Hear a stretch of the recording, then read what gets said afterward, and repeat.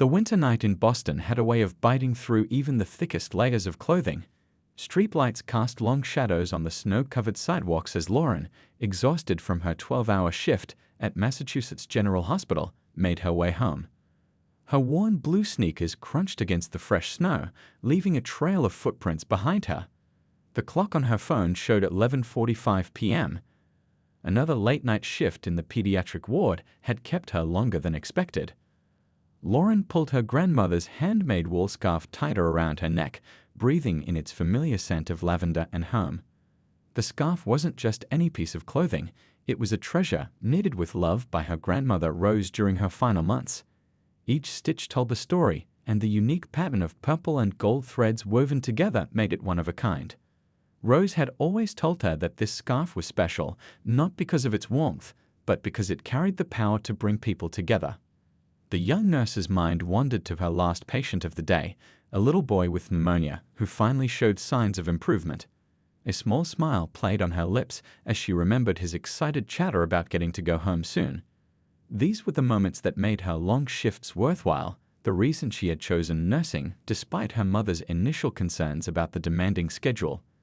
As she approached South Station, the wind picked up, sending swirls of snow dancing around her feet. The usually bustling station was quieter now, with only a few late-night travelers hurrying to catch the last trains. That's when she noticed something unusual near the station's entrance, a figure huddled in the corner, barely visible in the shadows. Lauren's nursing instincts kicked in before her mind could process any fear or hesitation. As she got closer, she saw an elderly white woman pressed against the wall, wearing nothing but a thin jacket and dress pants, clothing completely inadequate for the brutal Boston winter. The woman's hands were red from cold, and her body shook with violent shivers. "Ma'am," Lauren called out softly, not wanting to startle her. "Are you all right?" The woman looked up, her pale blue eyes clouded with confusion. She had a dignified face, despite her current state, with silver hair that might have been elegantly styled just days ago. I think I'm a bit lost," she admitted, her voice trembling from both cold and uncertainty. "I was trying to get home, but everything looks different in the snow." Getting closer, Lauren noticed how the woman's lips had taken on a worrying bluish tint. Her medical training told her this was an emergency. The early signs of hypothermia were setting in. The temperature was dropping by the minute, and without proper shelter or warm clothing, this woman's life was at risk. "I'm a nurse," Lauren said gently, crouching down to the woman's level. "My name is Lauren. Can you tell me yours?" "Eleanor," the woman replied, her teeth chattering. "Eleanor Walsh. I was going somewhere, but I can't quite remember." The confusion in Eleanor's voice triggered another concern in Lauren's mind. This wasn't just about being lost in the cold.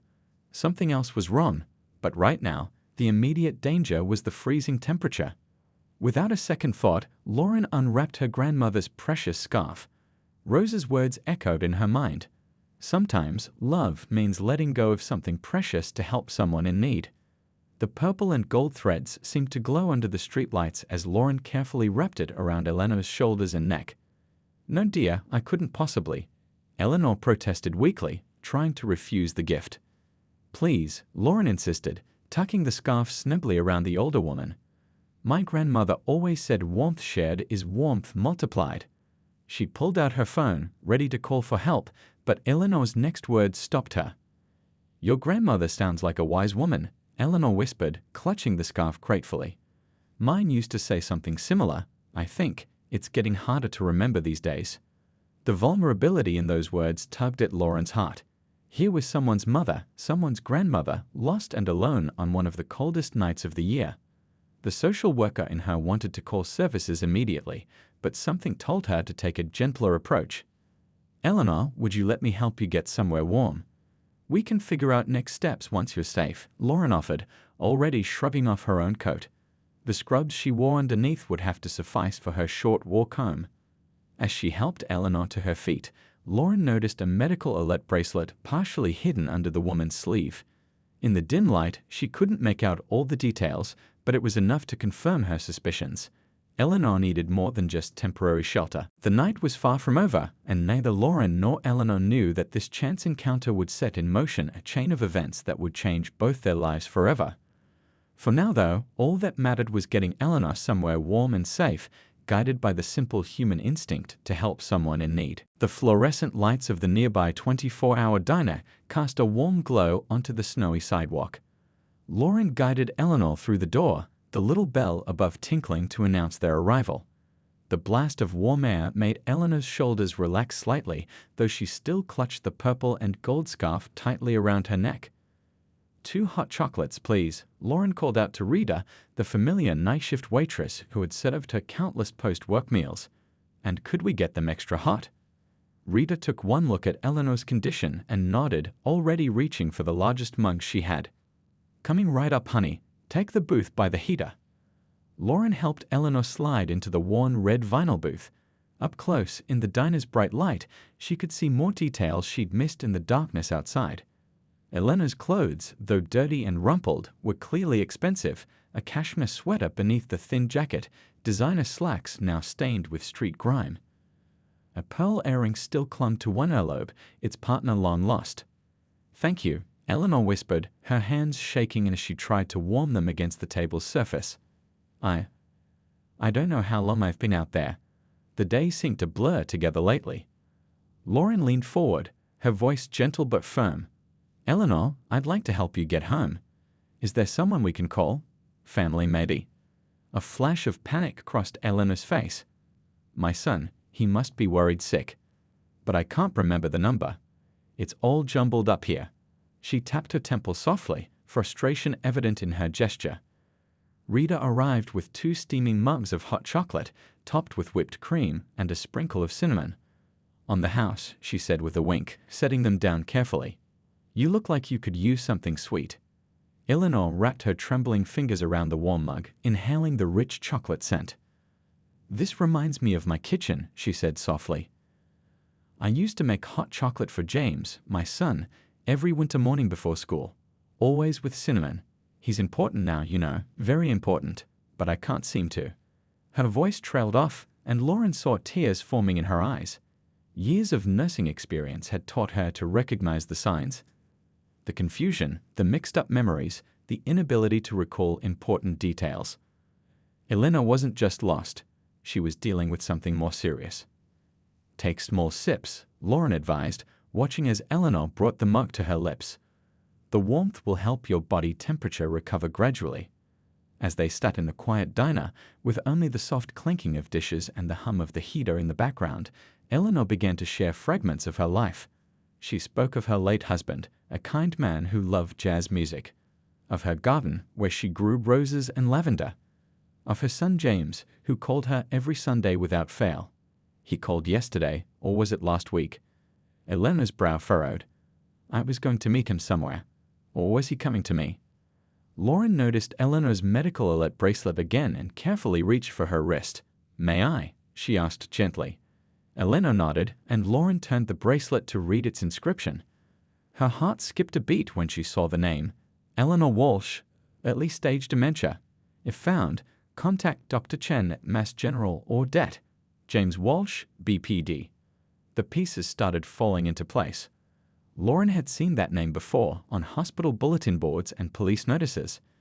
Detective James Walsh wasn't just any police officer, he was a high-ranking official in the Boston Police Department.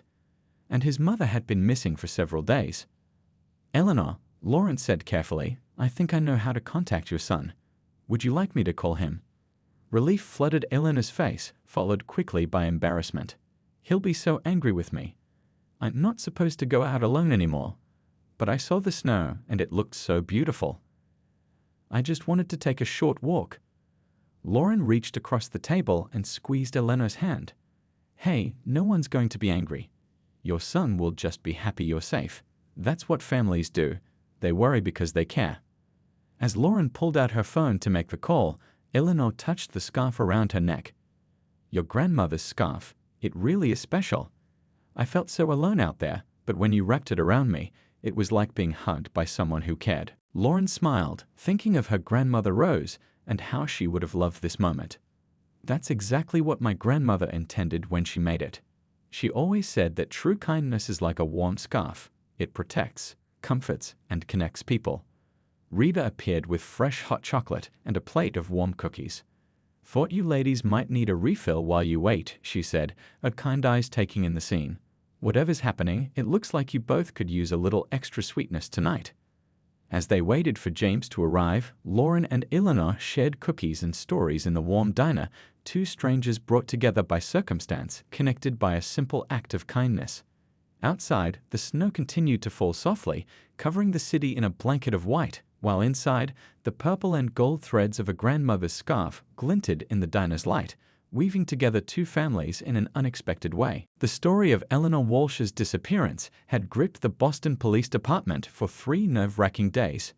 In his office at police headquarters, Detective James Walsh hadn't slept properly since his mother went missing. Coffee cups littered his desk, and his usually pristine suit was wrinkled from countless hours of searching. His colleagues had never seen him like this before. James was known for his composure under pressure, but this was different. This was personal. Every time his phone rang, his heart would jump, hoping for news about his mother, only to be disappointed by another dead end. "Any updates from the canvas of the South End?" he asked Officer Chen, who had just walked into his office with a fresh stack of reports. "Nothing concrete yet, sir," Chen replied, his voice heavy with concern. "But we've expanded the search radius and put her photo in every shop window within 5 miles. James ran his hands through his graying hair, remembering the morning his mother disappeared. It had started like any other Sunday. He was supposed to pick her up for their weekly brunch. When he arrived at her house, the front door was unlocked, and her winter coat still hung by the door. Only her light jacket was missing. The guilt ate at him constantly. He should have moved her in with him months ago, when the doctors first diagnosed her with early-stage dementia. But Eleanor had been fiercely independent, and he'd respected her wishes to stay in her own home. They'd compromised with daily check-ins and a part-time caregiver, but it hadn't been enough. Detective Walsh, his secretary's voice crackled over the intercom, interrupting his thoughts. "There's a call for you from Rita's Diner on Washington Street. They say it's about your mother." James nearly knocked over his chair standing up. Rita's was just a few blocks from South Station, right in the area where they'd been focusing their search. His hands trembled slightly as he picked up the phone. "Detective Walsh speaking," he said, trying to keep his voice steady. "Detective, this is Lauren. I'm a nurse at Mass General." A warm voice came through the line. "I'm here with your mother, Eleanor. She's safe." The relief that flooded through James was so intense he had to sit down. She's okay," he managed to ask, his professional demeanor cracking. "Yes, she's right here with me at Rita's Diner. She's a bit cold and tired, but we've got her warming up with some hot chocolate. She's been telling me about your Sunday brunches." James could hear the smile in the caller's voice, and in the background, he could make out his mother's familiar laugh, a sound he'd feared he might never hear again. "I'll be there in 10 minutes," he said, already grabbing his coat. "Please, don't let her leave." "Don't worry," Lauren assured him. "We're not going anywhere. Your mother's quite comfortable, and Rita's keeping us well supplied with cookies." As James rushed out of his office, word spread quickly through the department. Officers who had been searching tirelessly for Eleanor shared relieved smiles and pats on the back. This was more than just finding a missing person. Eleanor was family to many of them, having baked cookies for the precinct's holiday parties for years. In the patrol room, Officer Chen was already updating the search teams when James passed through. "Cancel all ongoing searches," James called out, his voice thick with emotion. "She's been found. She's safe." The drive to Rita's Diner was a blur. James's mind raced with questions. Who was this nurse who had found his mother? How had Eleanor survived 3 days on the streets in this weather? As he pulled into the parking lot, he caught sight of them through the diner's window, his mother, wrapped in a striking purple and gold scarf, sitting across from a young black woman in hospital scrubs. The scene before him was so ordinary, yet so extraordinary. His mother, who had been missing for 3 days, was calmly sipping hot chocolate as if she'd just stepped out for a casual evening chat with a friend. The weight of worry that had been crushing him began to lift, but there was something else too, something that made him pause before getting out of his car. Through the window, he watched as his mother reached across the table to pat the young nurse's hand, a gesture so characteristic of the warm, caring woman he knew. The Eleanor sitting in that diner wasn't the confused, vulnerable person he'd been imagining on the streets. She was his mom again, sharing stories and spreading kindness, even after everything she'd been through. James took a deep breath, straightened his tie, and stepped out into the snowy night. As he reached for the diner's door, he realized this wouldn't just be a simple reunion. This was the beginning of something new. A story about strangers becoming family, about kindness appearing in unexpected places, and about a purple and gold scarf that had somehow brought his mother back to him. The little bell above the door chimed as he stepped inside, and when Eleanor looked up and saw him, her face lit up with recognition. "James," she called out, "come meet my guardian angel." The morning sun painted Boston's snow-covered streets in shades of gold, but Officer Chen wasn't paying attention to the beautiful sunrise. His eyes were fixed on a familiar purple and gold scarf wrapped around the neck of an elderly woman sleeping on a bench near South Station. After 3 days of searching, could it really be this simple? He approached carefully, not wanting to startle her. "Mrs. Walsh?" he called softly. "Eleanor Walsh." The woman stirred, blinking against the morning light. The scarf caught his attention again. It was unlike anything he'd seen before, with an intricate pattern that seemed to tell a story of its own. As he got closer, he could see that Mrs. Walsh was pale but breathing steadily, the scarf providing crucial warmth against the bitter morning cold. "I need medical assistance at South Station, East Entrance." He spoke into his radio, keeping his voice calm despite his racing heart. "I've found Eleanor Walsh. She appears to be stable but requiring medical attention." While waiting for the ambulance, Officer Chen knelt beside her, checking her vital signs just as the academy had taught him. Her hands were cold, but not dangerously so, and her breathing was regular. The scarf had done its job, protecting her from the worst of the freezing temperatures.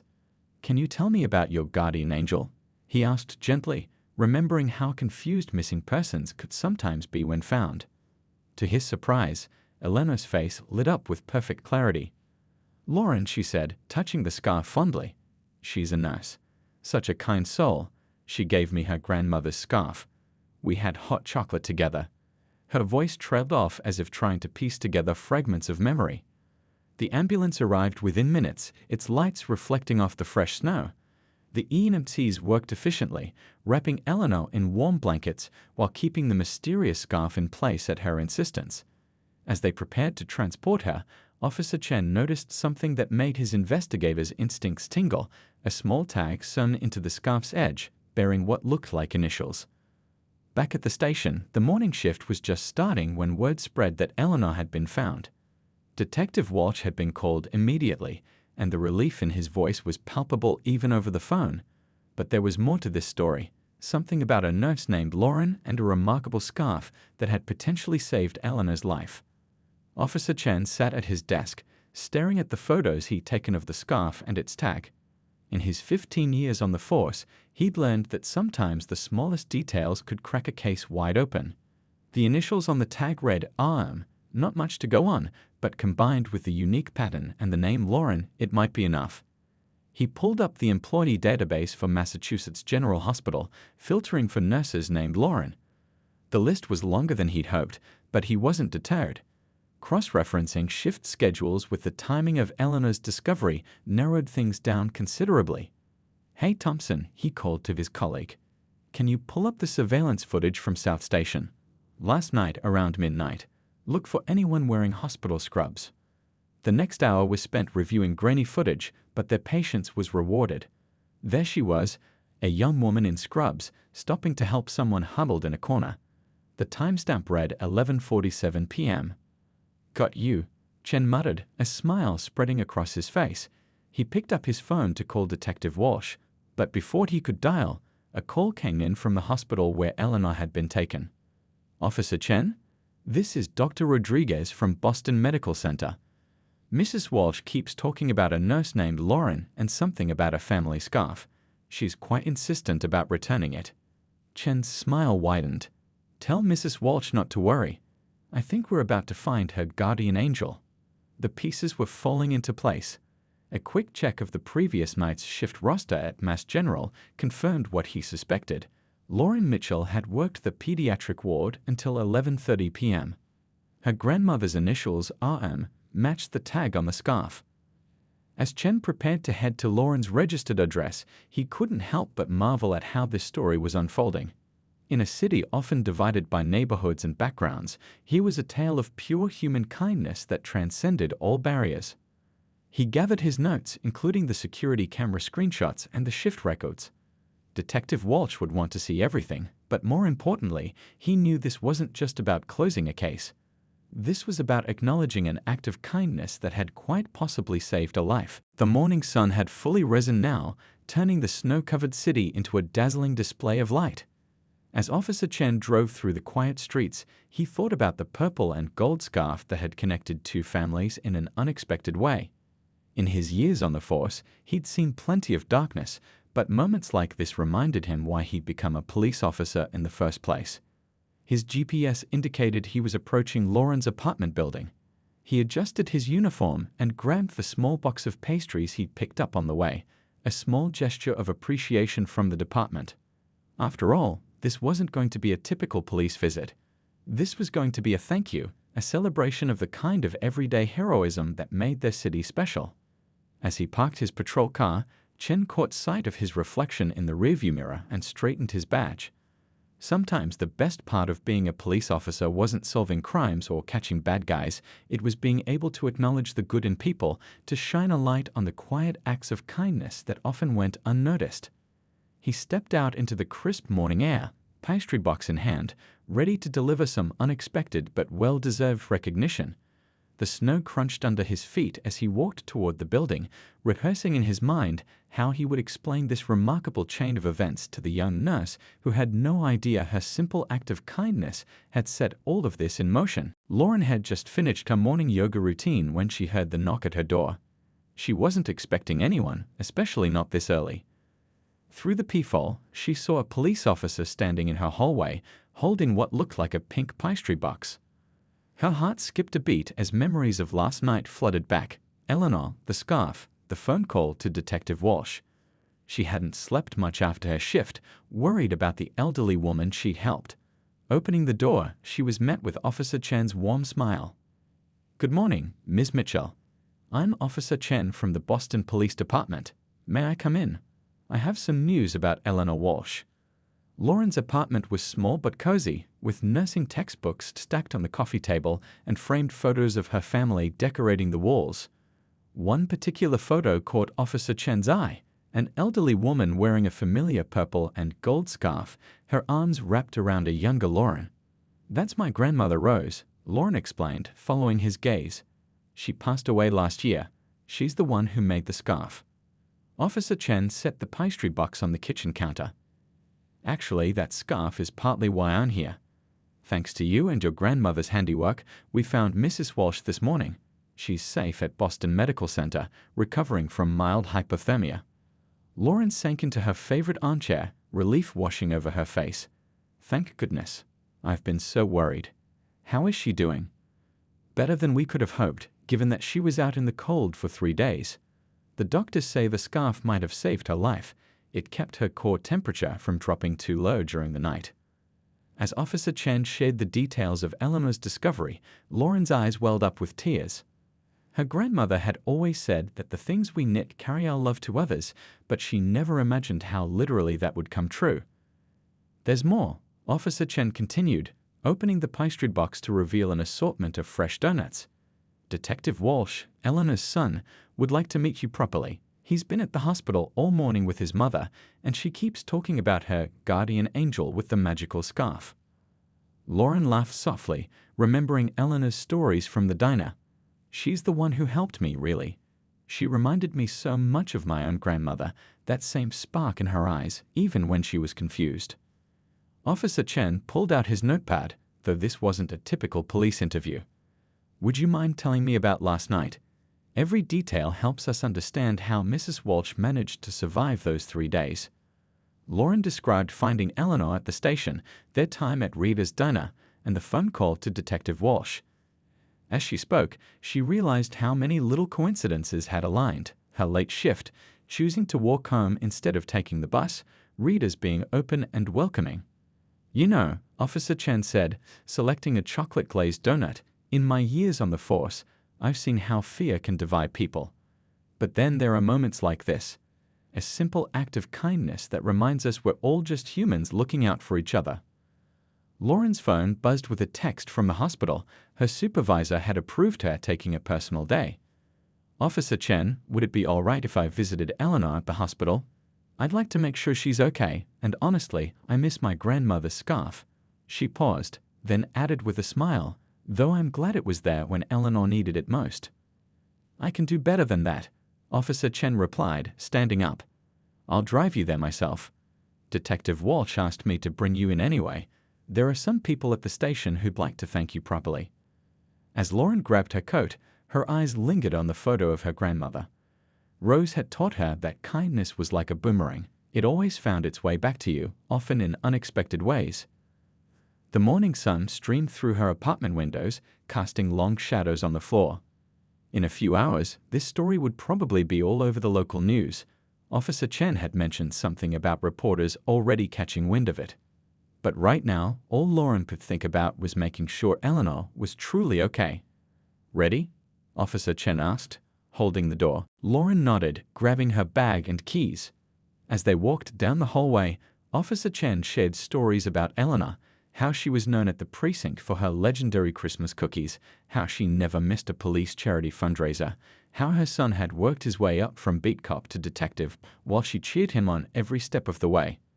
In the elevator, Lauren thought about how a simple walk home had turned into something so much bigger. Her grandmother had always said that we never know when we might be someone else's miracle. Last night, wrapped in a handmade scarf filled with love and memories, two strangers had become each other's miracle in the cold Boston night.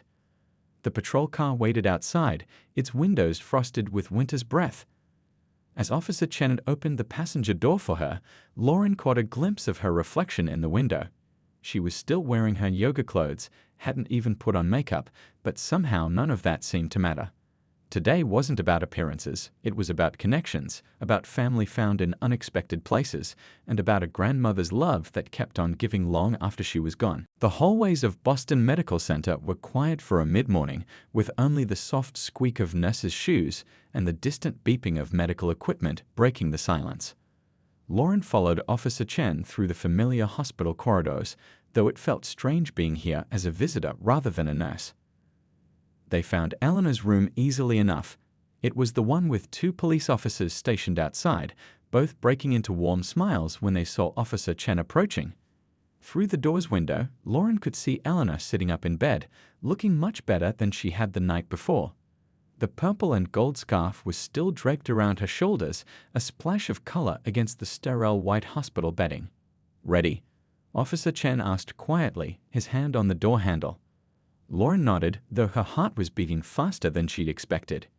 Inside the room, Detective Walsh sat beside his mother's bed, holding her hand and listening intently as she told what seemed to be an animated story. "And then she wrapped this wonderful scarf around me," Eleanor was saying as they entered. "It was like being hugged by an angel." She looked up as the door opened, her face lighting up with recognition. "Lauren. Oh, James, this is her, my guardian angel." Detective Walsh stood up, and Lauren was struck by how different he looked from the worried son she'd spoken to on the phone last night. The relief had softened his features, though the dark circles under his eyes spoke of sleepless nights spent searching. "Ms. Mitchell," he said, extending his hand. "I can't begin to thank you enough." "Please call me Lauren," she replied, shaking his hand. "How are you feeling, Eleanor?" "Much warmer now, dear," Eleanor smiled, patting the bed beside her. "Come sit with me. I've been telling James all about our adventure at Rita's Diner." As Lauren sat down, she noticed the medical charts at the foot of the bed. Eleanor's vital signs had stabilized, her body temperature back to normal. A nurse had just finished hanging a new IV bag, giving Lauren a knowing smile as she left the room. "The doctors say she can go home tomorrow," Detective Walsh explained, his voice thick with emotion. "They want to keep her for observation today, make sure there are no complications from the exposure." He paused, running a hand through his hair. 3 days. She was out there for 3 days. If you hadn't found her. "But she did find me," Eleanor interrupted cheerfully, reaching for Lauren's hand. "And look at this beautiful scarf." Lauren told me her grandmother made it. I used to knit too, remember James? I made you that horrible green sweater for your academy graduation. It wasn't horrible, Mom, James chuckled. Just unique. The laughter that filled the room seemed to push away the lingering shadows of worry and fear. Elena began sharing stories about James as a child, his face reddening as she described his determination to become a police officer, complete with a tiny plastic badge he wore everywhere. A knock at the door interrupted them. It was Dr. Thompson, Eleanor's neurologist, carrying a thick file and a concerned expression. Detective Walsh, could I speak with you for a moment about your mother's care plan? As James stepped out with the doctor, Lauren noticed Eleanor's grip on her hand tighten slightly. He wants me to move in with him, she said quietly. He's been asking for months, ever since the diagnosis. I've been so stubborn about staying in my house, but after this, she touched the scarf gently. Sometimes we need to accept help from the people who love us, don't we? Lauren thought about her own grandmother's last years, how she'd eventually moved in with Lauren's parents. It's not giving up, she said softly. It's just another way of being family. Outside the room, they could hear fragments of conversation about home health care and safety modifications. Elena sighed, then brightened suddenly. You'll come visit me, won't you? Once I'm settled at James's house, we could have tea, and I could show you my knitting patterns. I think I still remember how to make this beautiful pattern. She ran her fingers over the scarf's intricate design. Before Lauren could respond, James returned, looking thoughtful but determined. Dr. Thompson thinks. He stopped, noticing the tears in his mother's eyes. What's wrong? Nothing's wrong, Eleanor smiled, wiping her eyes. I was just telling Lauren that I think it's time I took you up on your offer. That guest room of yours could use a woman's touch anyway. The joy and relief that spread across James's face made him look years younger. He crossed the room in 2 strides and hugged his mother carefully, mindful of the IV lines. Well, Officer Chen said from his spot by the door, clearing his throat. I think this calls for a celebration. He lifted the slightly squashed pastry box he'd been carrying. Anyone want a donut? As they shared slightly messy donuts and hospital coffee, Lauren watched Eleanor and James together, the way he anticipated her needs before she could voice them, how she still fussed over the powdered sugar on his tie, the gentle teasing between them. It was a dance of love and care that reminded her so much of her own family. The morning sun streamed through the hospital window, making the purple and gold threads of the scarf shimmer. Eleanor caught Lauren studying it and smiled. Your grandmother must have been an amazing woman, she said, to put so much love into every stitch. She was, Lauren replied, thinking of Rose's laugh, her stories, her endless belief that small acts of kindness could change the world. And I think she'd be very happy to know her scarf helped bring a family back together. As if on cue, a nurse poked her head in to announce that Eleanor needed her rest. As Lauren stood to leave, Eleanor reached up to unwrap the scarf, but Lauren stopped her. Keep it for now, she said. I'll come get it when you're settled in your new home. It'll give me an excuse to visit. James walked Lauren and Officer Chen to the door, pausing in the hallway. I don't know how to thank you, he began, but Lauren shook her head. Just take good care of her, she said. And maybe save me a slice of her famous Christmas cake. Eleanor told me all about it last night. Deal, James smiled, extending his hand again. This time, the handshake felt less like gratitude and more like a promise, a connection between families that had started with a simple scarf and would continue with shared meals, stories, and the kind of friendship that comes from understanding each other's hearts. 2 weeks had passed since that snowy night at South Station, and Boston was covered in a fresh blanket of December snow. The story of Lauren's act of kindness had spread through the city like wildfire, touching hearts and inspiring others in unexpected ways. The break room at Massachusetts General Hospital, where Lauren worked, had transformed into an impromptu collection point for winter clothing donations. Her fellow nurses had started what they called the Scarf Initiative, inspired by how a single handmade scarf had saved Eleanor's life. Boxes overflowed with warm coats, gloves, and scarves, each item carrying a note of hope for its future recipient. You've started quite a movement, Dr. Rodriguez commented one morning, helping Lauren sort through the latest donations. The other hospitals in the area are starting similar programs. Even the mayor's office called to ask about expanding it citywide. Lauren smiled, folding a child-sized winter coat. "I just did what anyone would do," she said, though she knew that wasn't entirely true. Her grandmother Rose had taught her that kindness wasn't just about doing the obvious thing, it was about doing it without hesitation, without questioning whether someone deserved it. The local news had picked up the story, but they'd focused on something bigger than just the rescue. They highlighted how a simple act of compassion had bridged gaps in a city often divided by race and social status. The image of a young black nurse giving her prized possession to save an elderly white woman had resonated deeply with people hungry for stories of human connection. At the Boston Police Department, Eleanor's case had sparked changes too. Detective Walsh had worked with social services to establish better protocols for finding missing persons with dementia.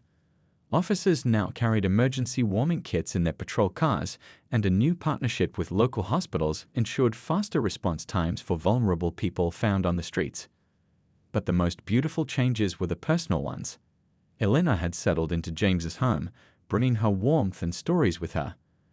The guest room had transformed into a cozy sanctuary, filled with her beloved knitting supplies and family photos. The purple and gold scarf hung proudly on a special hook by her bed, a constant reminder of the night that had changed everything. Lauren had become a regular visitor at the Walsh home, usually arriving on Sunday afternoons with fresh pastries from Rita's Diner.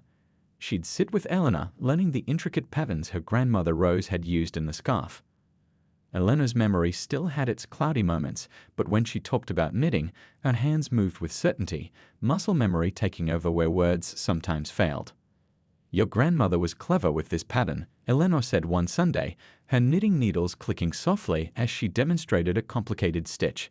"See how the threads cross here? It creates extra warmth without bulk. Perfect for a Boston winter." James would join them sometimes, bringing coffee and listening to the two women share stories. He'd noticed how these visits seemed to ground his mother, giving her something to look forward to and someone new to fuss over. Lauren had even helped him set up a memory care routine that worked with Eleanor's natural rhythms instead of against them. The ripple effects of that snowy night continued to spread. Rita's Diner had become an unofficial safe haven, with the staff trained to recognize signs of confusion in elderly customers. Rita herself had posted a simple sign in the window: "Lost? Cold? Come in for a warm drink. We'll help you find your way home." Officer Chen had taken to carrying extra scarves in his patrol car, hand-knitted by Eleanor and her new knitting circle, a group of women from her church who came over weekly to knit and chat. Each scarf came with a tag that read "Made with Love," inspired by Rose's scarf. One particularly cold evening, Lauren stopped by the Walsh home after her shift. She found Eleanor teaching James to knit, his large hands awkwardly managing the needles while she patiently guided him. The scene brought tears to her eyes. It was exactly the kind of moment her grandmother would have loved. "Look who's here," Eleanor called out cheerfully. "Lauren, you have to see what James is making." "Well, trying to make." She winked at her son, who held up what might have been attempting to become a scarf. "It's supposed to be a thank you gift," he admitted, showing Lauren the uneven stitches. "Though at this rate, it might be ready by next winter." The three of them laughed, and Lauren settled into what had become her usual spot on the couch. The room was warm with more than just heat. It glowed with the kind of comfort that only comes from being with family, whether related by blood or brought together by circumstance. "You know," Eleanor said, reaching for her tea, "I've been thinking about Rose's scarf. About how it wasn't just the wool that kept me warm that night. It was the love knitted into every stitch, the kind of love that sees someone in need and doesn't hesitate to help." Lauren nodded, thinking of her grandmother. She always said that kindness was like knitting, one stitch at a time. We create something beautiful and strong. Outside, snow began to fall again, soft flakes dancing past the windows. Inside, the purple and gold scarf caught the lamplight, its threads glinting like promises kept, like bridges built, like love passed from one generation to the next. In its pattern was woven a story of two families brought together by chance and bound together by choice, proving that sometimes the warmest things in life aren't things at all, but the connections we make when we open our hearts to others.